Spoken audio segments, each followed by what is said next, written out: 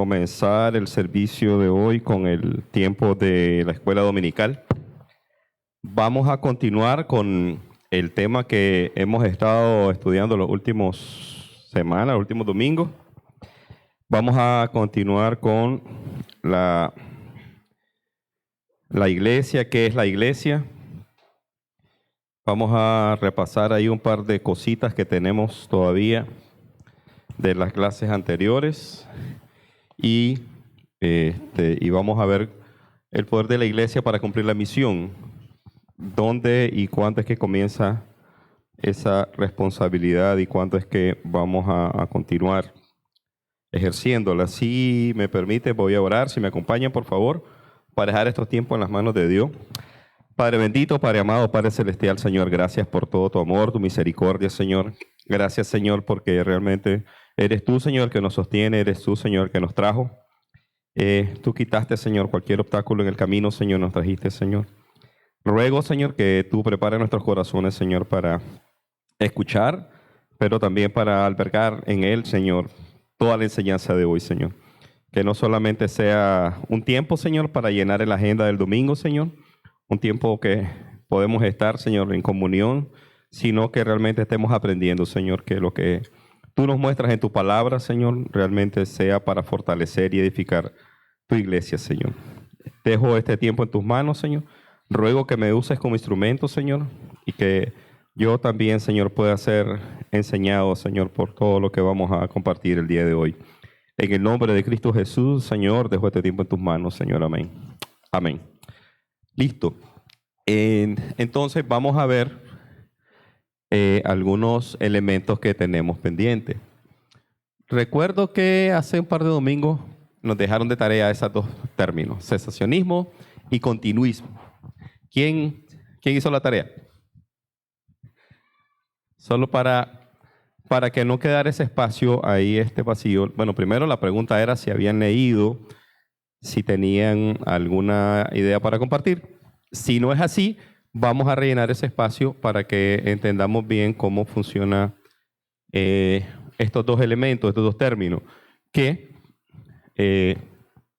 son cosas que Dios nos está enseñando. Primero, el cesacionismo dice que es una doctrina, se llama doctrina secundaria de la iglesia. Dice que los dones milagrosos del Espíritu Santo ya cesaron con la era apostólica, o poco después, cuando se completó la Escritura. Y se basa en la idea de que estos dones eran necesarios para la fundación de la iglesia y la transmisión de esa revelación divina, pero que ya no son necesarios una vez que la Biblia está completa. ¿Okay? Eso es el cesacionismo. Ya hay dones que fueron, digamos que ya no están vigentes. Ok, entonces esa es una postura. La segunda postura es el continuismo, que afirma lo contrario. Entonces, los dones milagrosos siguen disponibles para los creyentes y se manifiestan en la iglesia hasta el regreso de Cristo. Y se basan en la idea de que Dios sigue siendo el mismo Dios que actuó en el pasado y que los dones milagrosos son una prueba de su presencia y poder. ¿Okay?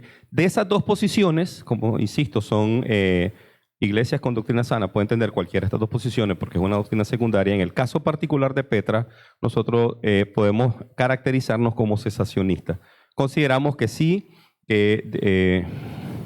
Dios dispuso otorgar dones a la iglesia, pero que hay algunos dones que sí ya cesaron. ¿Okay? Por ejemplo, si revisamos en los Hechos de los Apóstoles, habían, al inicio de la iglesia de Cristo, habían personas que vendían sus posesiones y las entregaban a la iglesia.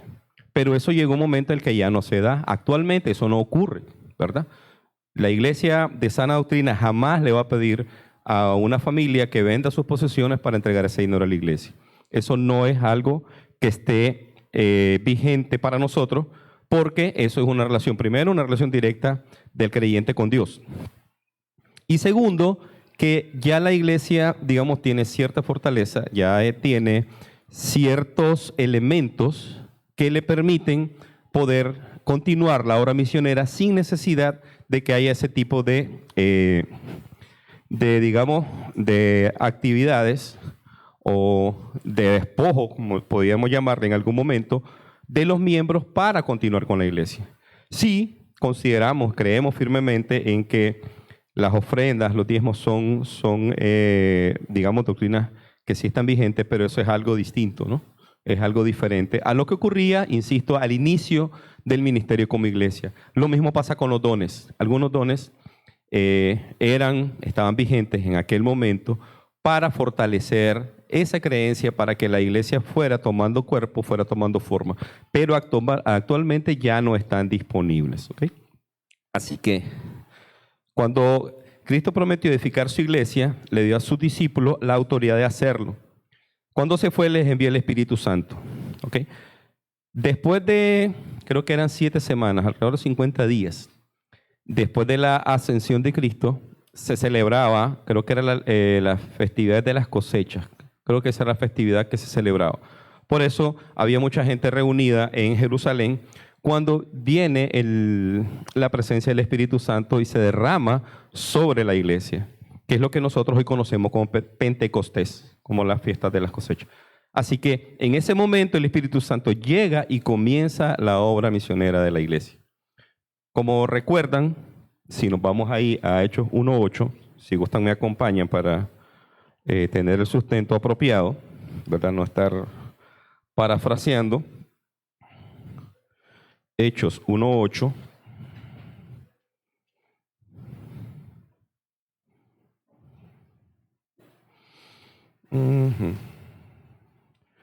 Entonces, vamos a ver acá.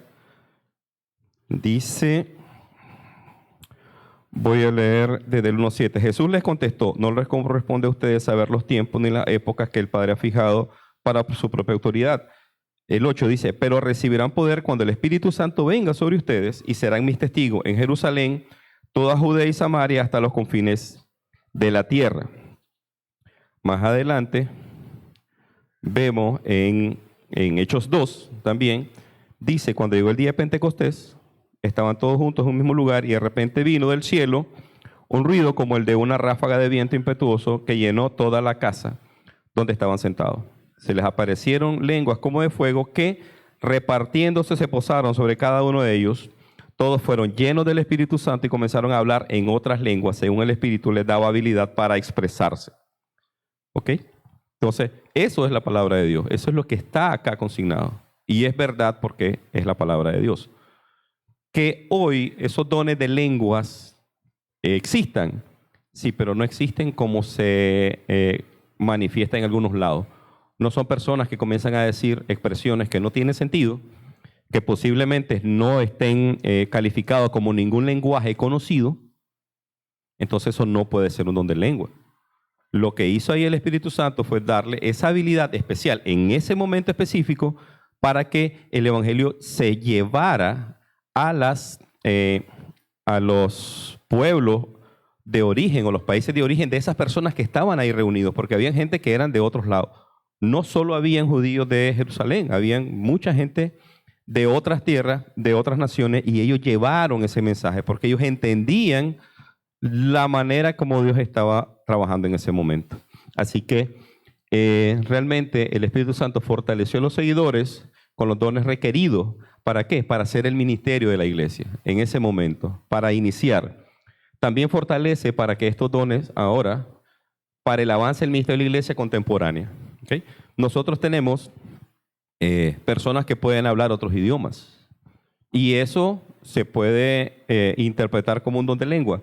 Puede ser, pero son lenguajes, yo no le llamaría lenguas, son lenguajes, son idiomas entendibles, legibles, que las personas pueden tener. Podemos tener una persona que habla, bueno, aquí en la iglesia tenemos personas que hacen interpretación.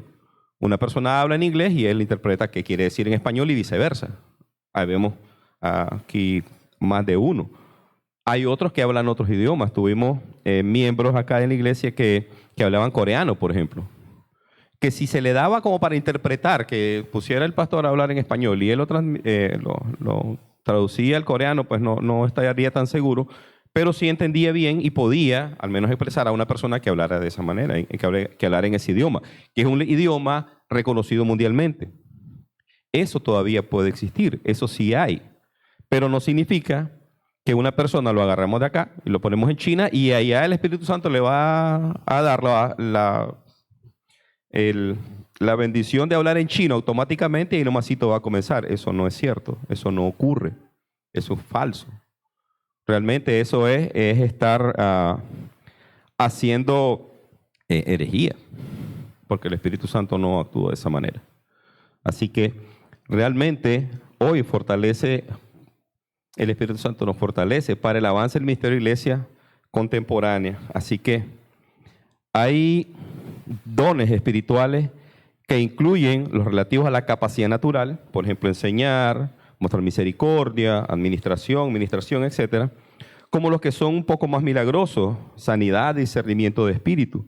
Eso también existió, pero hoy realmente no son dones que estén activos. Si revisamos los Hechos de los Apóstoles, que realmente pues muchos teólogos dicen que debería llamarse Hechos del Espíritu Santo, vemos a Pedro, a Juan, a Pablo haciendo milagros. Personas que recobraban la vista, personas que caminaban, que eran cojos, que tenían alguna limitante física, y los apóstoles hicieron algún tipo de sanidad, y esas personas lo sanaron, pero eso era en ese momento específico para fortalecer el inicio de la iglesia. Más adelante vemos que ya esos dones ya comienzan a medida que vamos avanzando en el Nuevo Testamento, vamos viendo que esos van cambiando un poco ahí. Así que, aunque algunos pueden hacer una distinción, podemos ver la lista de dones espirituales que nos da el Nuevo Testamento. Por ejemplo, en Romanos 12, del 6 al 8, Pablo enumera esta lista de dones. Habla de profecía, ¿verdad? Servicio, enseñanza, exhortación, generosidad, solicitud y misericordia. Hay algunos, tal vez por cuestiones de traducción, pueden tener algunas similitudes con palabras que tenemos hoy, pero posiblemente si revisamos el origen, tal vez no sea tan así como nos lo imagináramos. Por ejemplo, lo que dice profecía, lo que hoy podemos entender de esa palabra directamente, la traducción original es la exposición de la palabra de Dios. Si revisamos, tanto los profetas mayores como los profetas menores siempre decía, palabra del Señor a través del siervo A, del siervo B, del siervo C. Al final, lo que se conoce o que la Iglesia de Doctrina Sana reconoce como profecía es la exposición de la palabra de Dios por hombres fieles que se ajustan a lo que dice la palabra de Dios. No es que va a venir el profeta A y el profeta A te va a decir que vas a ganarte $1 millón en un negocio A y que tenés que hacer ese negocio porque Dios te manda a hacer ese negocio. Esas cosas no pasan. Eso no es doctrina sana, eso no es lo que dice la palabra de Dios. Ni es el patrón bíblico en ninguno de los profetas. Los profetas siempre decían, sigan a Dios, vuélvanse a Dios, si no van a haber consecuencias, si no va a haber sanciones. Si siguen fielmente a Dios, entonces Dios los va a bendecir. Pero la bendición era de otra manera, no como se maneja muy actualmente. En 1 Corintios, siempre 12, del 8 al 10, hay otra lista. La que sigue, Carlos. Entonces, ahí dice sabiduría, conocimiento, fe, sanidad, hacer milagros, discernimiento de espíritu, interpretación de lenguas. Esta es otra lista de dones, como pueden ver. Igual, estamos hablando de tiempos en los que estamos muy cerca, ¿no?, del inicio. Estamos en el primer siglo, muy cerca del inicio del ministerio de la iglesia. Y ahí tenemos la lista también.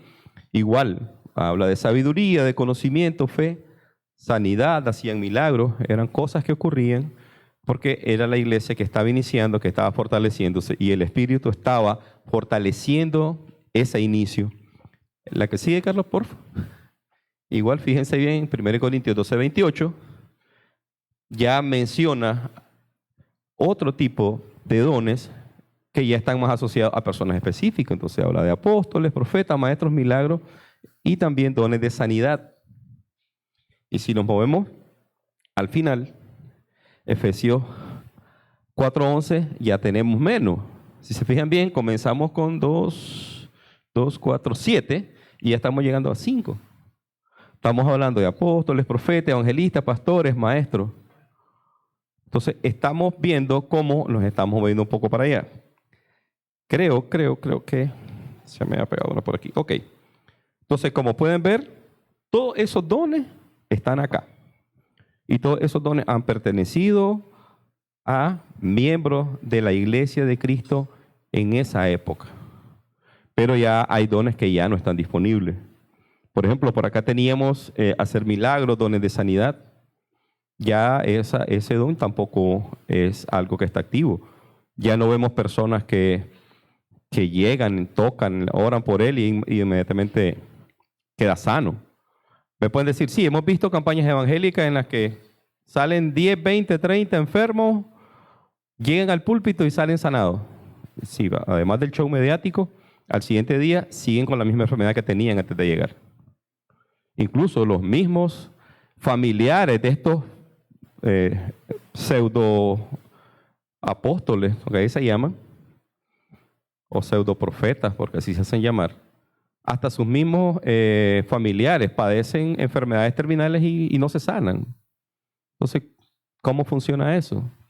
Es parte del show mediático, es parte de la mentira que está creyendo el mundo, pero también la iglesia de sana doctrina no está haciendo nada para refutar esas mentiras. Y ahí es donde viene el reto para la iglesia actual. ¿Qué vamos a hacer? Predicar de Cristo. No es atacar directamente la doctrina mala que anda ahí afuera, es exaltar la verdad. Ese es tu rol como iglesia, ese es mi rol como iglesia. Y eso es lo que tenemos que hacer. Ahora, ¿es algo que viene naturalmente de nosotros? Por supuesto que no, tenemos que depender del Espíritu Santo. Si no, vamos a regresar o vamos a caer en lo mismo que estamos tratando de negar. Así que realmente no son algunos dones milagrosos que fueron dados a los apóstoles solamente para autenticar su ministerio. Muchos de esos dones se dieron, igual, insisto, fueron repartidos por el Espíritu Santo en los tiempos de Pablo.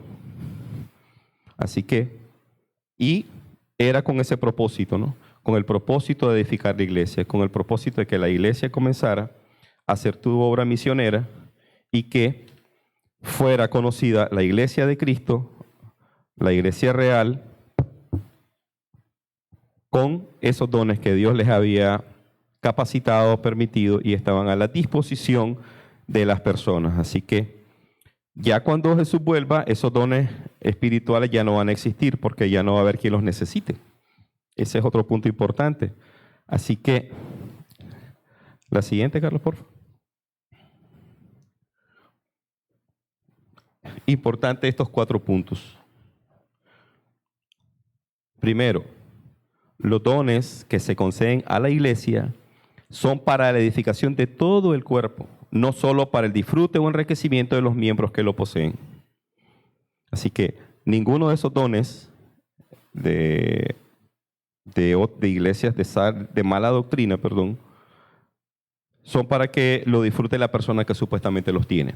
Es para edificar a la iglesia. Y si eso no está ocurriendo, entonces no se está haciendo el trabajo que el Espíritu Santo mandó originalmente. Si me acompaña a 1 Corintios 12, 7, vamos a ver qué dice por acá.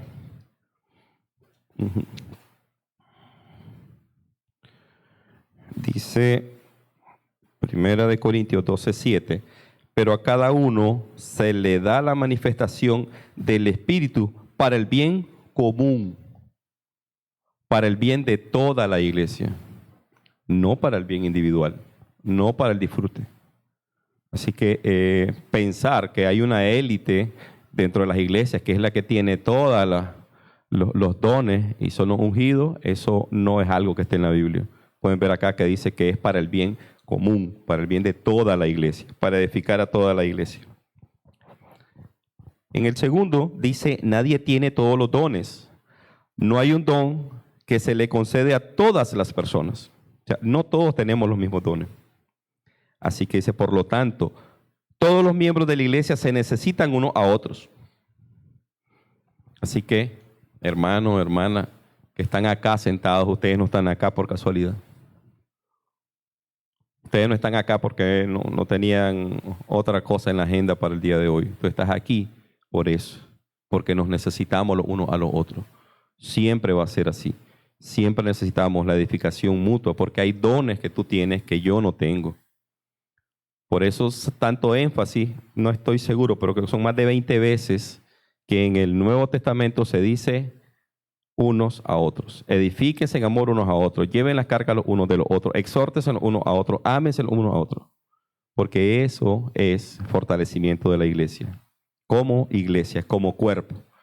Así que vamos a ver siempre en 1 Corintios 12, del 14 al 21. Vamos a buscarlo por acá. Dice, porque el cuerpo no es un solo miembro, sino muchos.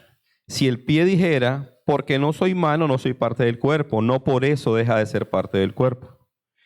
Y si el oído dijera, porque no soy ojo, no soy parte del cuerpo, no por eso deja de ser parte del cuerpo. Si todo el cuerpo fuera ojo, ¿qué sería del oído? Si todo fuera oído, ¿qué sería del olfato? Y si comenzamos a ver todos, dice que todos estamos porque tenemos una función. Así que hasta el miembro más pequeño de la congregación es útil para la congregación. Yo sé que no todos tal vez recordemos biología o algo, pero en el oído, en la parte interna del oído, tenemos el sentido del equilibrio. Si tenemos una infección en el oído, posiblemente no afectará el equilibrio. Hay personas que por el estrés le da algo que le llaman laberintitis. Entonces, ellos creen que están de forma vertical, pero están en esta posición, están así. Entonces, si quieren enderezarse, no puede ser. Y eso simplemente por estrés. Habría que ver qué tipo de estrés que tiene cada uno de nosotros, ¿no? Pero imagínense que ahí alojado dentro del oído está ese sentido del equilibrio. ¿Y quién no diría, no? Así que el oído no solo sirve para escuchar, no solo para que llegue el sonido allá y eso se traduzca en el cerebro en una señal y luego hay una respuesta. Tiene otras funciones. También acá nosotros tenemos otras funciones acá en la iglesia. Y el reto está ahí, si vamos a poner esos dones al servicio de la congregación. Dice el 3, todos los dones son importantes, aunque no todos sean igualmente llamativos. Igual ahí en 1 Corintios 12, vamos a ir al 22, a ver qué nos dice. Dice, por el contrario, la verdad es que los miembros del cuerpo que parecen ser los más débiles son los más necesarios. Las partes del cuerpo que estimamos menos honrosas, a estas las vestimos con más honra. Así que las partes que consideramos más íntimas reciben un trato más honroso. ¿Qué les parece? Y por último, como el cierre, el Espíritu Santo concede los distintos dones. Todos los dones que tienes, que tengo, que tenemos, son provistos por el Espíritu Santo. Así que los dones espirituales no solamente equipan a la iglesia para el ministerio que es llamado a realizar, sino que también dan al mundo una prueba de los tiempos venideros.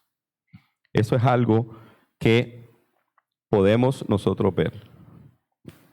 Siguiente, Carlos, por favor. La que sigue. Así que vamos a decir que cuando Cristo vuelva, su gobierno y reinado sobre toda la tierra serán plenamente conocidos y se sentirá no solo en la vida sin pecado, sino también en los cuerpos glorificados. Eso es algo que es parte de lo que nosotros vamos a vivir una vez que Cristo regrese. Así que conforme a la iglesia, mediante el poder del Espíritu Santo, hace una realidad presente de una promesa futura. Por ejemplo, la conversión de un no creyente. La sanidad de la enfermedad está dando a todos los que quieren verlo una prueba de lo que vendrá, cumpliendo la misión de Cristo le ordenó y fortaleciéndola para cumplir eso que fue ordenado. Así que, en la que sigue, Carlos, la reflexión es que cada uno de los dones que el Consolador concede, el Espíritu Santo concede, están obrando para edificarte a ti y a mí, para edificar a la iglesia. Así que, ¿hay otra, Carlos? ¿O esa es la última? Así que, ¿qué dones Dios te ha concedido a través del Espíritu Santo? ¿Lo has dispuesto para la edificación de la iglesia local o para el mero disfrute personal? Ahí cerquita vamos a leer un texto en 1 Corintios 6:20. Ya vamos a ir cerrando. Y les dejo la reflexión para que 6, acá 20. Dice 1 Corintios 6:20,